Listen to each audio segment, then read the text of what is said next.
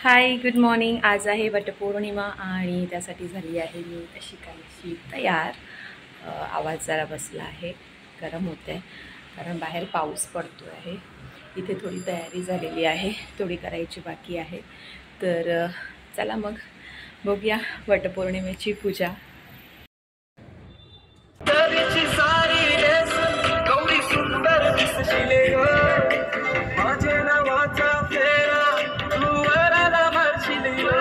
आता आलेली आहे वडाजवळ आणि समोरच आहे आमचं गणपतीचं मंदिर।